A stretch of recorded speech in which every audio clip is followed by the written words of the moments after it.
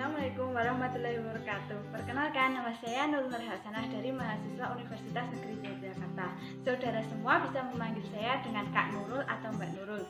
Jadi di sini saya akan membersamai kalian pada mata pelajaran sejarah Indonesia beberapa minggu ke depan. Nah, sebelumnya kita harus lihat materi apa saja sih yang akan kita pelajari pada semester ini. Materi sejarah Indonesia yang akan kita pelajari pada semester ini terdiri dari 3 modul, yaitu modul 6, 7, dan 8. Nah, modul 6 ini berisi atau Magnet Indonesia bagi bangsa Eropa yang berisi tentang sumber daya alam yang menjadi rebutan, terus yang kedua, pasar potensial yang menjadi incaran, dan yang ketiga, berdaulat di negeri sendiri. Untuk modul 7, heroisme masa lalu dan masa kini. Ini berisi tentang bukan pemuda biasa. Yang kedua, pejuang kemerdekaan tak lekang masa. Untuk modul yang selanjutnya, modul ke-8, stop, kami tidak mau dijajah lagi. Itu membahas saudara tua yang tergoda kemilau Indonesia. Yang kedua, gelora meraih kemerdekaan. Nah, sebelum kita masuk kepada materi yang akan kita pelajari pada pertemuan kali ini, kita menonton video tentang penjajahan terlebih dahulu ya. Mereka datang!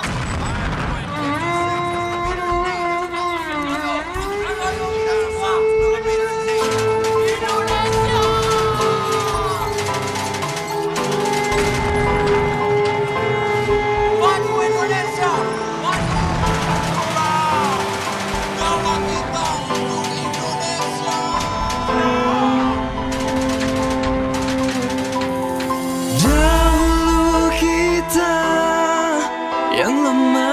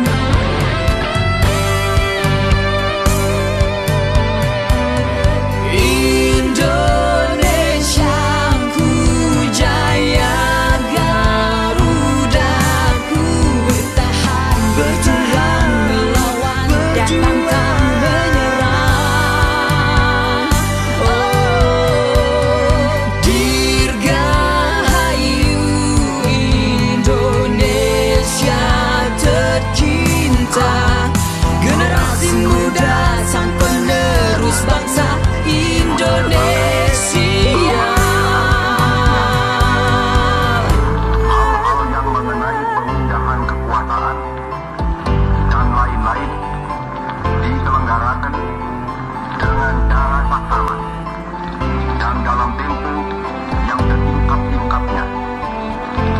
Jakarta, 17 Agustus 1945, atas nama bangsa Indonesia, Soekarno, Hatta.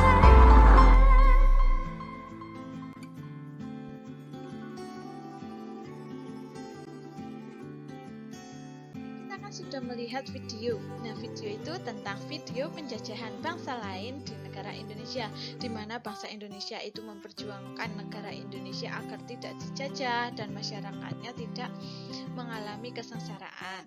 Nah, seperti materi yang akan kita bahas pada pertemuan kali ini, yaitu sumber daya alam yang menjadi rebutan. Pada materi ini akan menjelaskan tentang beberapa negara yang menjajah bangsa Indonesia, terutama untuk mengambil sumber daya alam yang ada di Indonesia.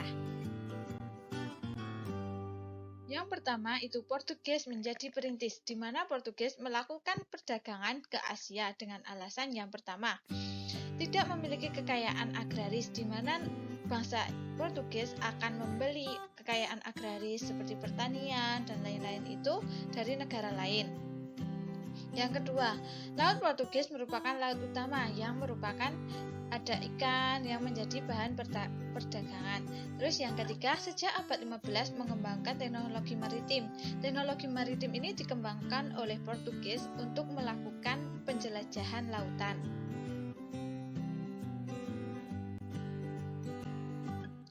Portugis bertentangan Islam dalam perdagangan. Nah, pada hal ini, pedagang Islam itu menyembunyikan jalur-jalur atau tempat-tempat produksi di mana itu banyak rempah-rempah dan emas.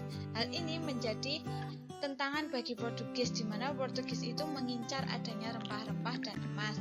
Bartolomeus Dias menemukan jalan ke Tanjung Harapan dan Vasco da Gama membuka jalur India pada tahun 1497 sampai 1499. Penguasaan Malaka oleh Portugis. Tahun 1511, Portugis mengendalikan perdagangan di Asia Tenggara melalui penguasaan Malaka oleh Alfonso. Melalui hal ini, Asia menjadi sangat ramai, di mana komoditas di dunia timur dan dunia barat berkumpul di Malaka. Selain itu, orang-orang akan datang ke Malaka dapat memenuhi semua hal yang diinginkan. Tahun 1522, Portugis dan Sang Prabu Surawisesa, Raja Sunda, membuat kesepakatan perjanjian kerjasama. Nah, kesepakatan ini berisi Portugis diizinkan untuk membangun benteng Kalapa, tetapi Portugis harus melindungi Sunda Kalapa dari serangan kerajaan Islam. Tetapi pada kenyataannya, benteng Kalapa ini tidak pernah dibangun oleh Portugis. Tahun 1527, Portugis mengirim armada menuju Sunda Kelapa, tapi tidak pernah sampai. Hal ini karena awak kapal yang berada di kapal itu memberontak, di mana mereka mendapatkan gaji yang kecil. Tahun 1619, Belanda berhasil merebut Sunda Kelapa dan menjadi pusat perdagangan VOC. Setelah itu merubahnya menjadi Batavia.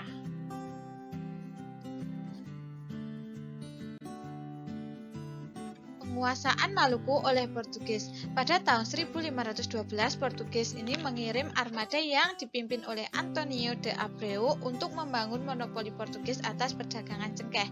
Selain itu, Portugis juga mengirimkan armada yang tiba di Pulau Banda, di mana merupakan penghasil pala dan fuli. Fuli itu merupakan kulit pala.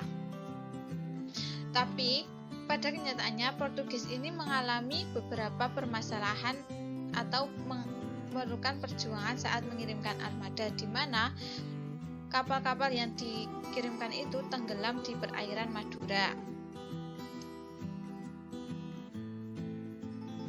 Pada tahun 1520,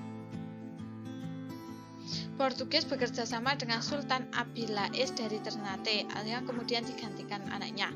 Dalam kerjasama ini ditemui kesepakatan bahwa Ternate harus menyediakan cengkeh untuk Portugis dan Portugis harus membangun benteng bernama São João Bautista. tahun 1522 sampai 1570, hubungan dagang Portugis dan Ternate sering mengalami konflik. Hal ini terjadi karena Portugis berusaha mendominasi perdagangan dan pemerintahan yang ada di Ternate. Selanjutnya, tahun 1570 hingga tahun 1584, Sultan Ba'abullah atau Sultan Ternate melakukan perlawanan terhadap Portugis. Hal ini membuat Portugis kalah. Nah, perang ini dinamakan Perang Soya-Soya. Sultan Ba'abullah ini sering disebut dengan Raja atas 1000 pulau oleh Inggris. Tahun 1546, Franciscus Xaverius mengunjungi Ambon dan melakukan penyebaran agama Katolik, di mana hal ini menjadikan Pulau Ambon ini menjadi dua kubu, yaitu dua struktur sosial, yaitu Patalima, yaitu bagi penduduk yang memeluk agama Islam, dan Patasiwa bagi penduduk yang memeluk agama Katolik. Penguasaan Nusa Tenggara Timur oleh Portugis. Tahun 1511, Portugis mengirimkan rohaniawan yaitu Ordo Dominican di NTT dan mendirikan benteng Solor. Ordo menyebarkan agama Katolik dan berdagang kayu, sehingga menjadikan NTT itu dibagi menjadi dua, yaitu separuh penduduk Pulau Solor itu beragama Katolik atau sering disebut dengan kaum Dimon, dan separuhnya lagi beragama Islam dan disebut kaum Paci. Portugis menguasai perdagangan kayu cendana di NTT. Tahun 1613, Belanda merebut benteng Solor, tapi tidak dapat menghentikan perdagangan kayu cendana oleh Portugis. Dampak kedatangan Portugis di Indonesia. Yang pertama, penduduk lokal memiliki keuntungan, di mana Portugis ini melakukan perdagangan kayu cendana dan rempah-rempah. Melalui perdagangan ini, penduduk lokal juga mendapatkan keuntungan. Nah, selanjutnya, pertukaran barang dari luar. Hal ini merupakan pertukaran barang perabotan atau yang lainnya. Yang ketiga, penyebaran agama Katolik dan pembangunan gereja. Penyebaran agama Katolik ini dilakukan oleh Portugis, sehingga beberapa daerah di Indonesia memiliki agama Katolik, dan pembangunan gereja ini dilakukan di setiap benteng yang dibangun oleh Portugis. Selanjutnya yaitu terjadinya perkawinan penduduk lokal dengan pelaut Portugis, di mana pelaut Portugis itu akan beberapa saat menetap di daerah di Indonesia, sehingga terjadilah perkawinan. Yang selanjutnya, munculnya budaya baru seperti kesenian, busana, dan makanan. Melalui perkawinan yang terjadi antara dua daerah yang berbeda antara Portugis dan Indonesia, hal ini memunculnya budaya baru. Yang selanjutnya, ekspedisi Spanyol menemukan Pulau Rempah Maluku.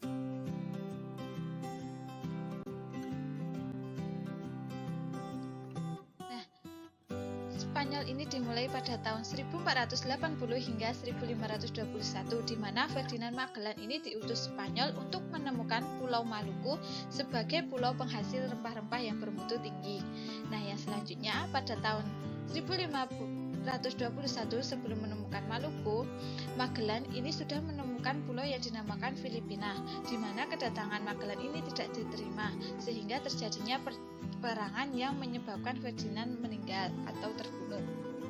Nah, 1521 ini membuat Spanyol tidak putus asa dalam pencarian pulau-pulau yang memiliki rempah-rempah.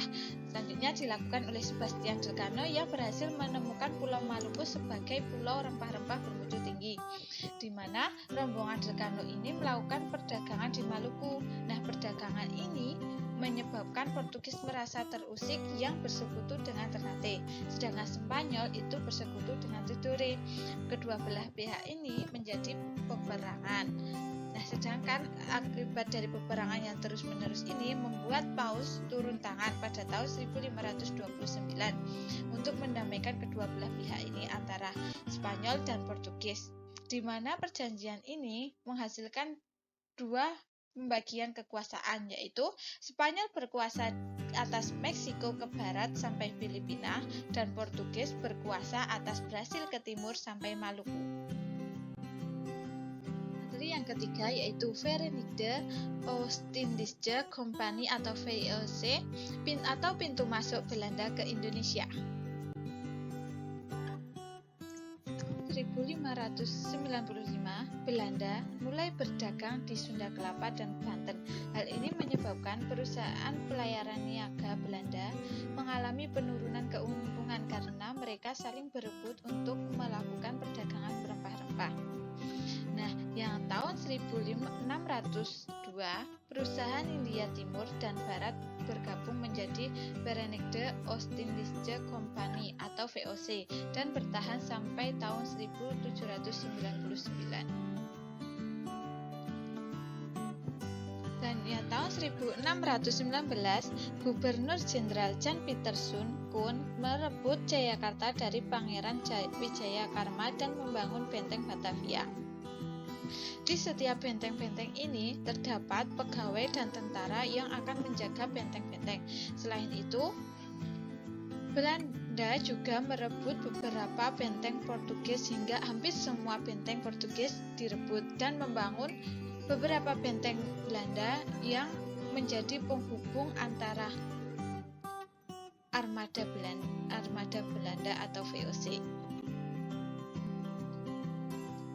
VOC semakin berjaya sehingga pada tahun 1605 VOC bekerja sama dengan Ambon dan Ternate untuk mengusir Spanyol dengan imbalan cengkeh di seluruh Ternate. VOC menguasai kepulauan Banda sebagai penghasil pala dan lada. Pada abad 17, Belanda mendirikan benteng Fort Nassau di Banda dan VOC membangun benteng kedua Fort Belgica untuk menjaga monopoli dagang Banda. VOC juga bekerja sama dengan Kerajaan Mataram untuk menyediakan makanan pegawai dan tentara VOC dalam mendukung monopoli dagang Belanda. Melalui penyediaan logistik atau bahan makanan oleh Mataram, ini membuat hubungan antara Belanda dan Mataram semakin erat. Tetapi, pada akhirnya pada tahun 1627 dan 1629, Sultan Agung dari Mataram melakukan perlawanan terhadap VOC. Hal ini terjadi karena Sultan Agung menyadari hubungan dengan VOC ini akan menjadi ancaman. Dari perlawanan ini mengakibatkan Jan Pieterszoon terbunuh. Pada tahun 1646, VOC menjalin perjanjian persahabatan dengan Mataram sebagai pernyataan VOC takluk kepada Mataram. Tetapi lama-kelamaan membawa keuntungan bagi VOC karena Mataram selalu meminta bantuan VOC. Nah, pada tahun 1646 ini, VOC itu menjalin kerjasama atau persahabatan di mana VOC boleh berada di Mataram dan takluk kepada Mataram, sehingga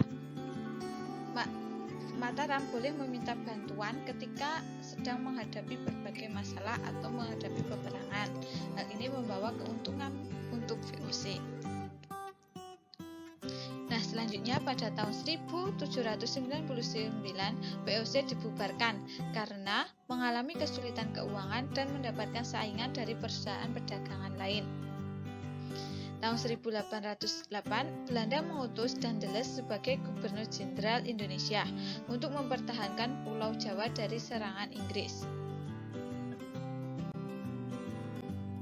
Pada masa kekuasaan Daendels memiliki kebijakan yang pertama, yaitu pemberlakuan kerja rodi secara paksa kepada pembangunan Belanda. Yang kedua, pendirian jalan pos, yaitu dari Anyar hingga Panarukan. Yang ketiga, mendirikan benteng-benteng. Yang keempat, pendirian pabrik senjata di Surabaya. Yang kelima,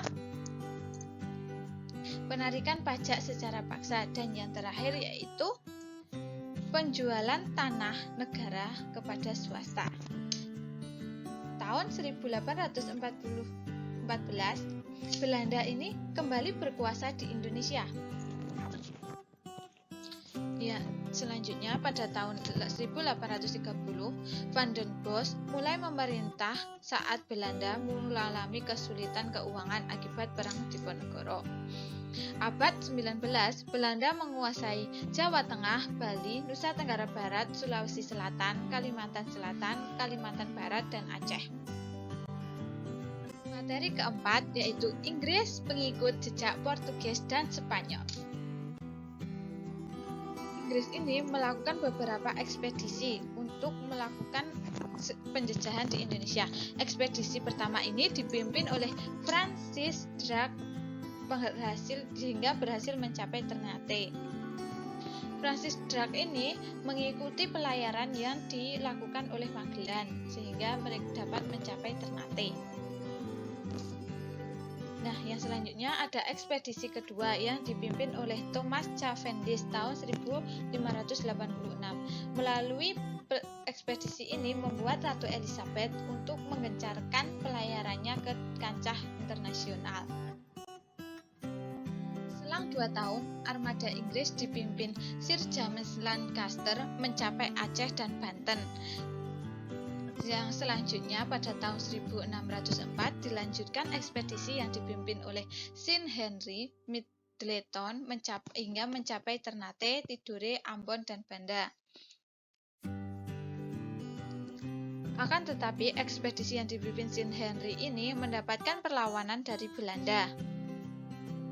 Sehingga pada tahun 1620 Inggris memindahkan perdagangan ke India dan Tiongkok. Agustus 1811, Inggris merebut Batavia dari Belanda, dan Gubernur Belanda Johnson melarikan diri dan ditangkap di Tuntang, sehingga menandatangani Perjanjian Tuntang. Nah, Perjanjian Tuntang ini berisi seluruh kekuatan militer Belanda di Asia Tenggara diserahkan kepada Inggris, dan utang pemerintah Belanda tidak diakui oleh Inggris, jadi tetap ditanggung oleh Inggris. Yang ketiga, Pulau Jawa, Madura, dan semua pangkalan armada Belanda di luar Jawa menjadi wilayah kekuasaan Inggris.